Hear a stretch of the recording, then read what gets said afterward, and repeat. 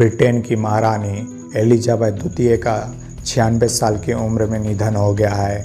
अब उनके बेटे चार्ल्स किंग बन गए हैं। ब्रिटेन में संवैधानिक राजतंत्र है जिसके मुताबिक राजा या रानी राज का प्रमुख होता है, लेकिन वो राजनीति में शामिल नहीं होता और कानून संसद ही बनाती है। हालांकि ब्रिटेन के राजा या रानी के पास कुछ शाही विशेषाधिकार होते हैं।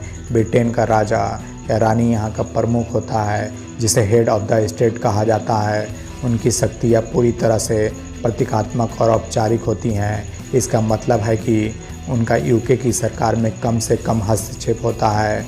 ब्रिटेन का राजा या रानी राजनीतिक रूप से तटस्थ होता है और उन्हें संवैधानिक रूप से सरकार की सलाह का पालन करना होता है।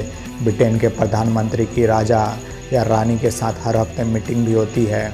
इसमें राजा या रानी को सरकारी मामलों की औपचारिक जानकारी दी जाती है।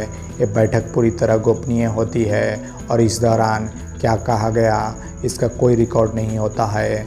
ब्रिटेन में आम चुनाव जीतने वाली पार्टी के नेता को राजा या रानी द्वारा बकिंघम पैलेस बुलाया जाता है, जहां उन्हें सरकार बनाने के लिए औपचारिक रूप से आमंत्रित किया जाता है।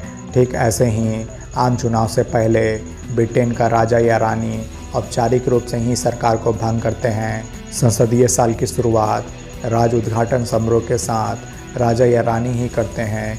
इस दौरान हाउस ऑफ लॉर्ड्स में राजा या रानी भाषण देते हैं। इसमें वो सरकार की नीति और योजनाओं के बारे में बताते हैं। संसद में पारित किसी भी विधेयक को कानून बनने के लिए उस पर राजा या रानी की औपचारिक मंजूरी यानी हस्ताक्षर लिया जाता है।